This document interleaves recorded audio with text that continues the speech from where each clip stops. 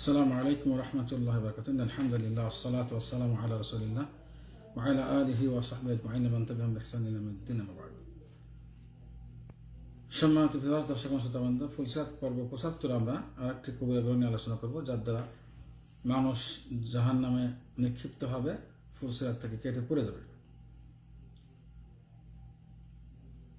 যদি আল্লাহ তাআলা ক্ষমা না করেন। সে আমলটি কি, সে কবিরা গুনাহটি কি? সেটা হলো সৎ কাজের আদেশ করা এবং অসৎ কাজ থেকে মানুষকে নিষেধ করা, কিন্তু সে আমলটি নিজে না করা।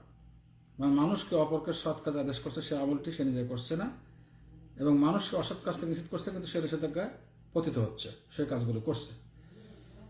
এই কবিরা গুনাহের মধ্যে বিশাল সতর্কবাণী রয়েছে। প্রত্যেক ওই সমস্ত ওলামারা, ওই সমস্ত দিনের মুবাল্লিগ, দায়ী, যারা নাকি দাওয়াতের কাজ করে, অপরকে আহ্বান করে সৎ কাজের, কিন্তু নিজে আমল করে না, অপরকে অসৎ কাজ থেকে নিষেধ করে এবং নিজে ওটা করে।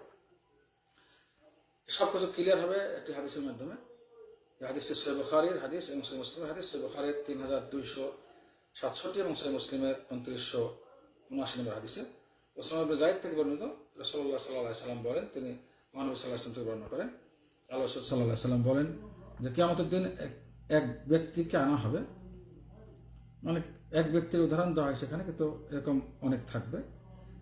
তাকে জাহান্নামে নিক্ষিপ্ত করা হবে, তার পেটের নাড়ি ভুঁড়ি চারিদিকে বের হয়ে যাবে, বের হওয়া অবস্থায় তাকে জাহান্নামে নিক্ষিপ্ত করা হবে, এবং তার নাড়ি ভুঁড়িগুলো যেমন ঘান, আমরা গরুর ঘান বলি, এখানে আরব বিশ্বে এখানে যেহেতু এখানে গরুর জায়গায় গাধা ব্যবহার করতো, সে গাধা করতে বলা হয়েছে।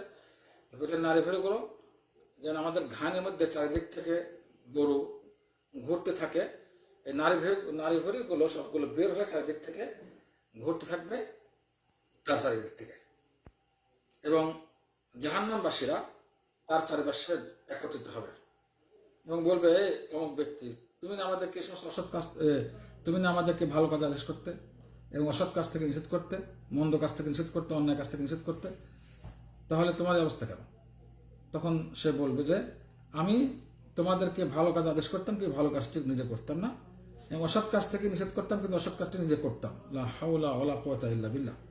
এই জন্য আমার অবস্থা। নিজে মানুষকে সতর্ক করতাম, কিন্তু নিজে সতর্কবাণীতে নিজের আমল নিজে করতাম না। এই জন্য সমস্ত মুবাল্লিগরা জানে, যারা উসুলুদ দাওয়া নীতিমালা পড়েছেন, তা সবাই আমরা জানি যে যেখানেই করুক না কেন, যে দাওয়াতের মুবাল্লিগ যে দাওয়াত দিবে, মানুষকে আহ্বান করবে, আহ্বানকারীর প্রথম আহ্বান গ্রহণ করবে সে নিজে।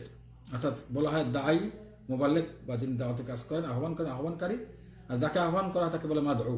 তো প্রথম মাদউ, দায়ীর প্রথম মাদউকে সে নিজে, অর্থাৎ আহ্বানকারীর প্রথম আহ্বানে সাড়া দেবে কে? নিজে। এটা হলো সমস্ত উসুলে লেখা আছে। কিন্তু এই উসুল অনুসারে যদি আমল না করা হয়, নিজে যদি এটাকে আমল না করে, মানুষকে আহ্বান করে ভালো কাজের, অথচ সে কাজটি না করে এবং মন্দ কাজ থেকে মানুষকে নিষেধ করে, সে যদি এটাকে নিষেধের কাজে পতিত হয়, তাহলে কঠিন শাস্তি হবে। এটা একটা কবিরা গুনাহ। আল্লাহ তাআলা ক্ষমা না করলে জাহান্নামে নিক্ষিপ্ত হবে, একবার নারী ভুঁড়ি বের অবস্থা, যার চারিদিক থেকে ঘানের মধ্যে ঘুরবে।